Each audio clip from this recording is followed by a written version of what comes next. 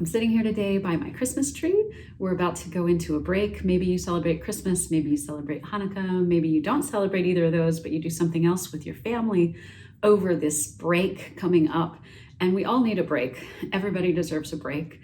But I wanted to talk a little bit today about being a musician and what that means on breaks, whether it be a holiday break in winter, if it means spring break, if it means summer break.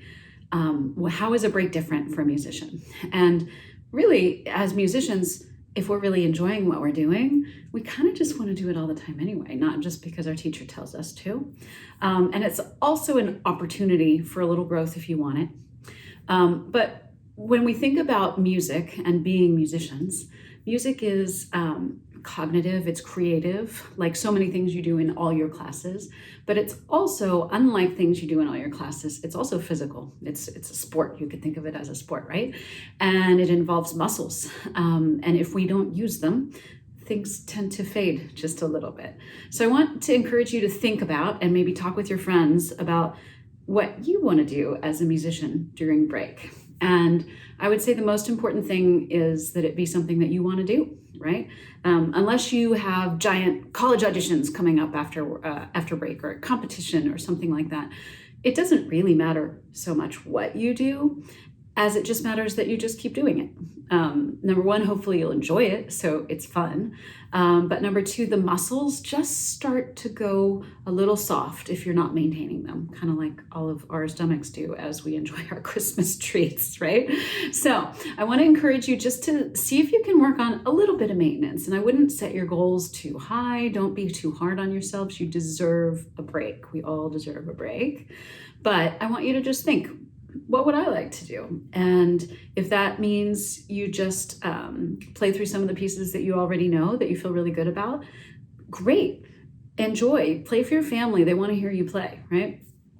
So if it means really just kind of enjoying old pieces, great. If it means playing maybe another style that you don't get to do in the course of your day-to-day instruction, great, explore that. If it means, gosh, I've always wanted to work on this technique, and so I'm going to dive really deep into this particular book, great. If it means, you have music you want to learn for the spring and you want to get a jump start on it now, that's great too. So there's no one right answer, but I just want to encourage you to think about what you can do to stay engaged with your music over the break. Now, I just this week, being that I teach college, I just this week saw my students for the last time until the new year.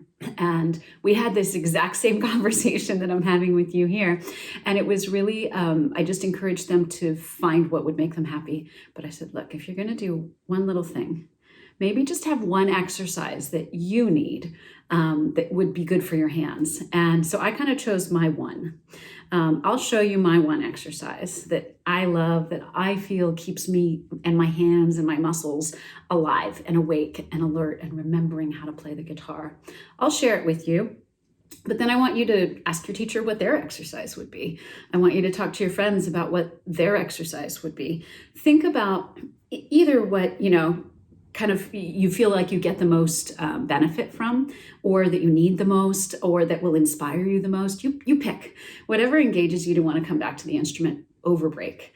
That's what you want to do. So for me, the thing that makes my hands feel like, yes, now I'm playing the guitar, now I feel strong, is slurs. I like practicing slurs. And my hand, it really develops a lot of muscle and maintains it if it's already there. So for me, slur exercise, if I was just going to do one thing every day, it would be a slur exercise. So everybody has their own slur exercise. I'm just going to show you my favorite that I got from one of my teachers a long time ago. I don't know if it's honestly the same or if I've morphed it over the years. But for me, this is just how I practice my slurs. I'll show you slowly, and then I'll go through at the tempo I usually do, and you can adjust it for what works for you.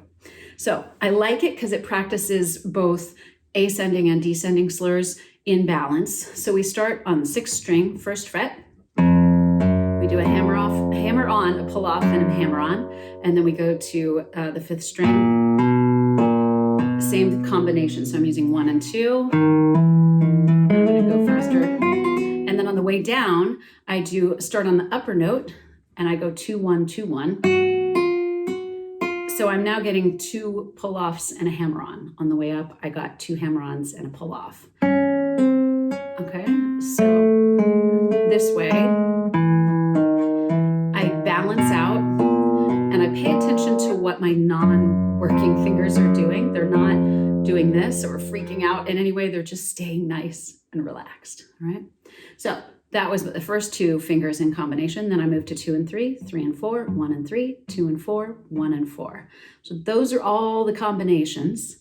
I'm going to go through, just for time's sake, I'm going to go through, I did 1 and 2. I'm going to go through 2 and 3, 3 and 4, kind of at the rate that I would normally do it. So you can sort of see, and I go very rhythmically. I won't go through everything for time's sake, but I invite you to try. And if your hand gets tired, take a break. So I'll start with 2 and 3. Missed that one a little bit. It's okay. And I'm working for rhythmic evenness and dynamic evenness. And when I get to the bottom, I'm going to go straight into 3 and 4.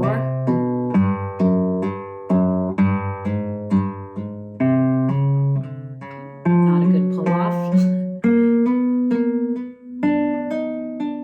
These upper finger combinations are the hardest.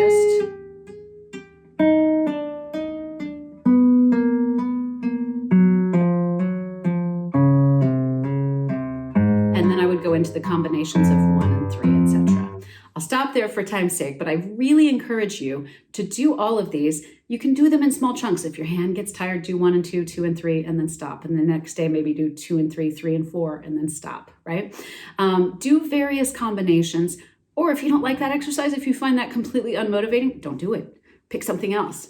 But I encourage you to have this dialogue with your teacher, with your friends, about how you might like to engage with the instrument. I would, by the way, if I'm engaging over break, I'll do that. And then I'll go into something that I want to play.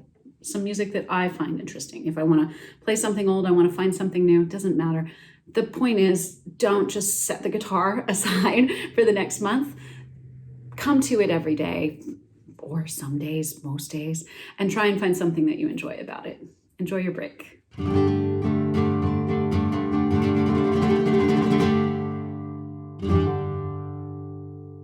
going to talk to you about slurs. I'm going to start off talking about just the basic action of the slur, and then I'm going to give you a little workout. So you want to make sure that your fingers are nicely arched, so that we have arch at all of the joints. That'll give the finger more natural strength. And when the tip segment of the finger comes into contact with the string, you want to make sure that that tip is just slightly below perpendicular, so that when you're hammering onto the fingerboard, your force is going directly into the fingerboard. And when you pull off the string, you're pulling straight down across the fingerboard.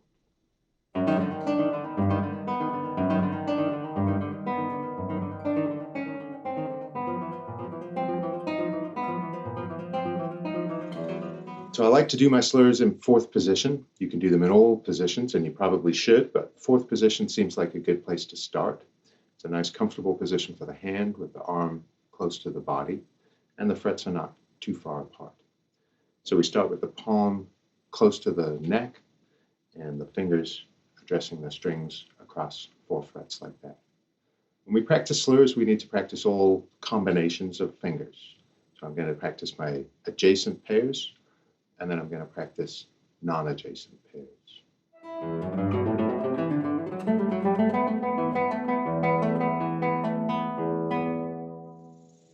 So starting with the 1st and the 2nd finger, pluck the string, hammer the 2nd finger on to create the 2nd note.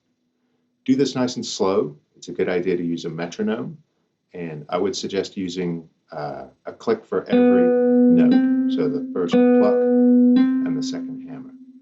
So the other combinations, of course, 2 and 3, 3 and 4, and then non-adjacent pairs. So 1 and 3, and then 2 and 4, and then 1 and 4. Now, if you practice them in that order, it means that you end up bunching a lot of slurs with your 4th finger together. And it's a pretty weak finger, so I like to separate those out a little bit. So I normally start with 1 and 2, and then I go to 1 and 4, and then 2 and 3, and and then 3 and 4, and then 1 and 3, and then finish off with 2 and 4.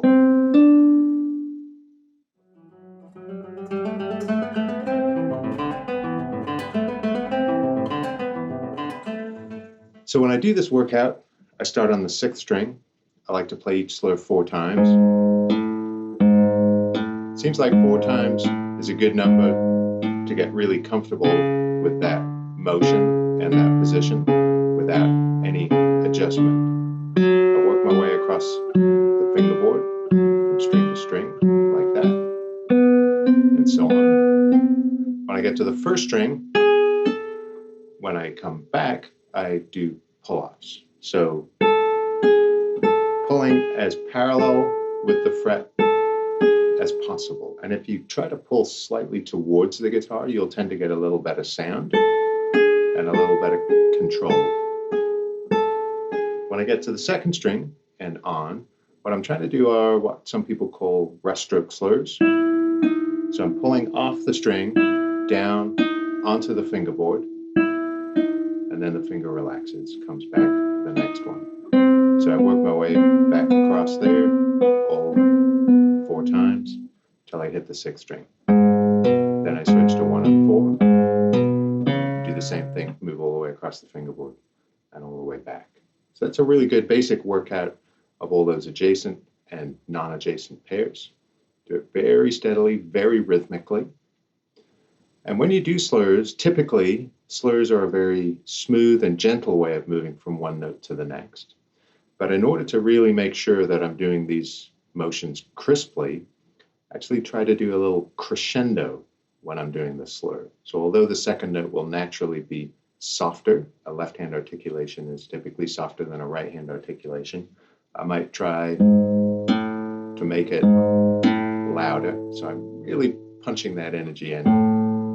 When you're pulling off, you want to be careful that you don't pull too hard. You don't want that sound to be snappy. And remember that you're literally plucking the string with the finger. And you can even just practice that without using the right hand at all, just to get comfortable with that motion.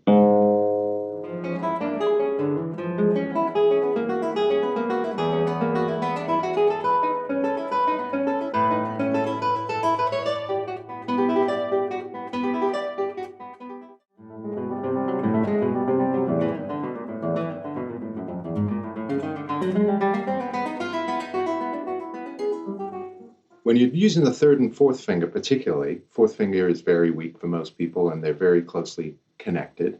So sometimes when you're doing those slurs, pull-offs, there's a tendency to pull both fingers together. You need to make sure that 3rd finger stays nicely in place, holding the string, while the 4th finger does the plucking. Sometimes it's helpful to actually think that you're pushing upwards with the 3rd finger while you're pulling downwards with the 4th finger. Some people find that a good way to help keep that string in place. Sometimes this is difficult to see when you're playing because you're just looking down at the fingerboard and you won't notice that you're bending the string. So if you can practice this in front of a mirror or you can video yourself, then you'll see whether that string is staying in place when you're practicing those slurs. So very common to try to do that with the 3rd and the 4th finger. You might try it with the other fingers as well and see if that helps.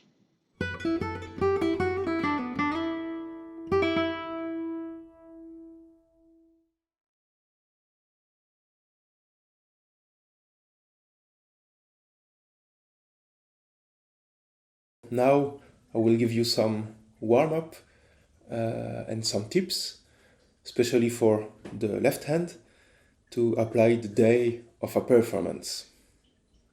First, it's important to say that the day of a performance, being nervous, it's something totally normal that we all have experienced, no matter how we prepare ourselves and no matter our experience. So today this little exercise I do personally before performing, it's something that helped me a lot to deal with stress management just before entering the stage, and it helped me also to focus myself on the sound, on the relaxing things.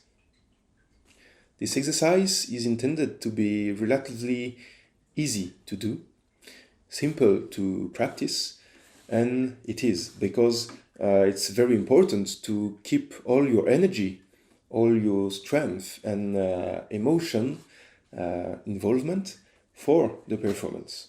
So this exercise is more here to reassure yourself, to help you to think on something else than the performance itself. It's something that helps you to relax and to put yourself in a good mental condition. So for the left hand, we will start by playing the first finger on each string on the first fret bar. It go like that.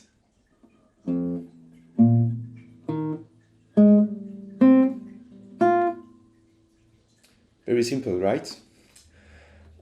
So we will try to add just something more that will maybe help you to focus on the sound and to control the space between your finger and the string when you are moving your finger. The idea is to cut the sounds only by using the left hand, and you're supposed to keep the contact with the strings. It go like that.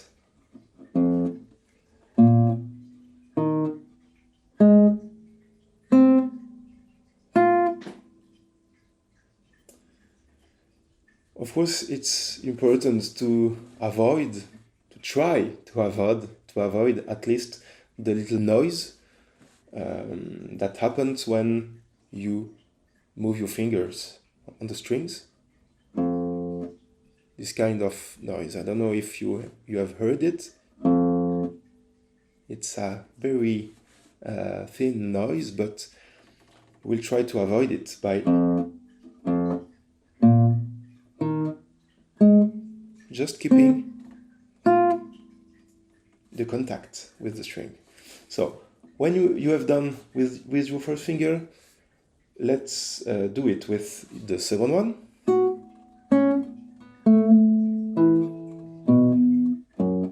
Third one.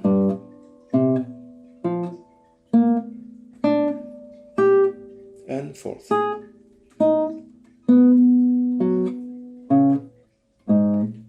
Then you can jump and doing all the fretboard like that until the 12th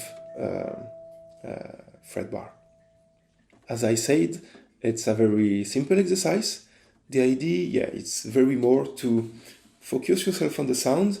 You can make this exercise by closing your eyes, for example. It helps a lot to focus on the sound of the guitar.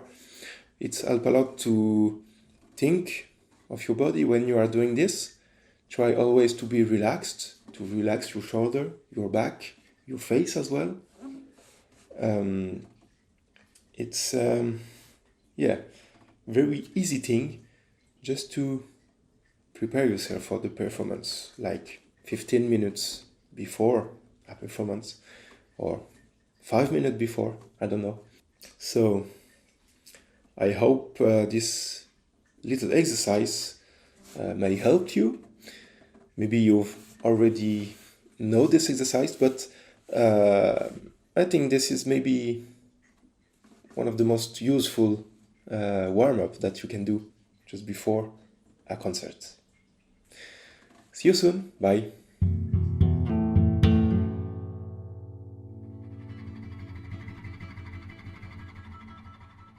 Welcome to GFAtv. I'm Narezo from Flamenco Explained. In today's lesson, we're going to look at how we use the thumb in flamenco, which is actually significantly different from how you guys tend to use the thumb in classical guitar, right?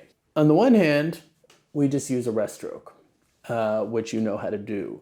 But our rest strokes are a little bit different, and we have two different kinds. I would say the biggest difference is that we are rarely moving from the thumb muscle itself when we're playing rest strokes. We're doing one of two things in general, right?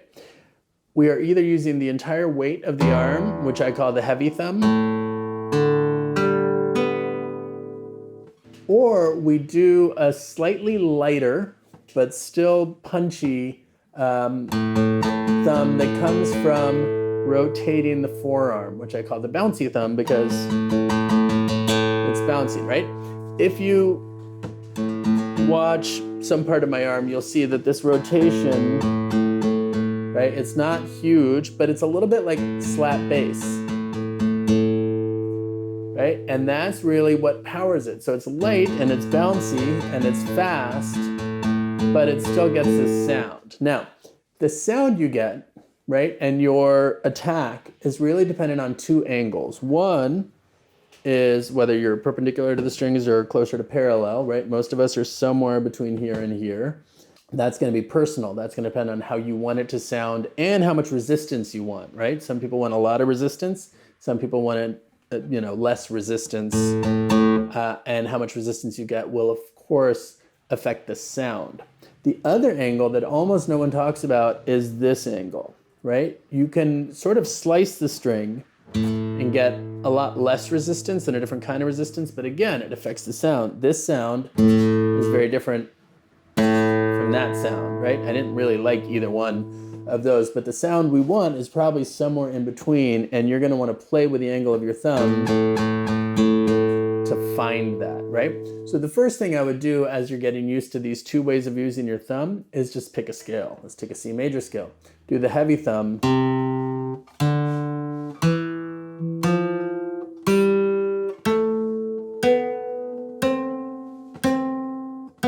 And really let the whole arm fall. And it doesn't matter what you play in the left hand, right? It's really just about the weight of the arm, right? And you let yourself just sort of stay for a split second, right? Usually you have to play the next note, right? But the other version, the bouncy version, I might practice this way.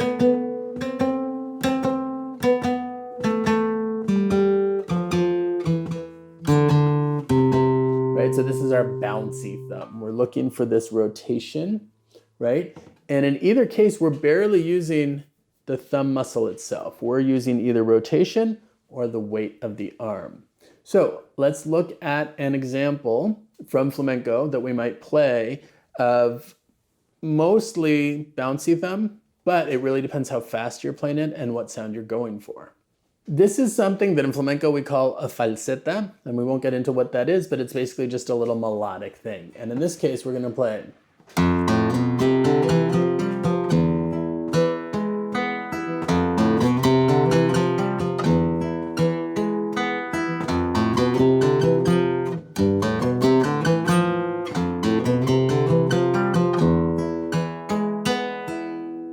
So this is a super traditional falseta. And really, it's quite simple, right? We have this phrase, triplets, da-ga-da-da-ga-da-da-ga-da, and then we have our eighth note resolution, and then we just repeat.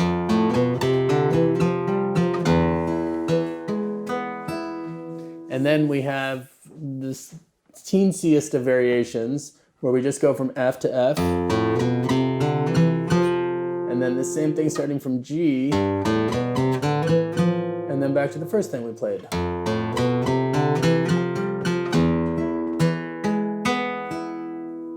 Right? Now, there's a couple little things I want you to pay attention to. The first note I play lands on the fifth string. The next note I play is on the fifth string, right? It is the open fifth string.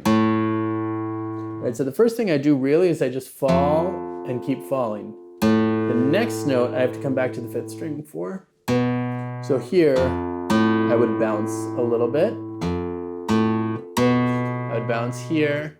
After playing this C, I don't want to bounce because I want to stay on that open D, right? And that's really the trick to training your thumb, is as you learn a new little melody, or a falsetta in this case, pay attention to when you pick up your thumb and when do you not, right? In this case, we don't pick up, we do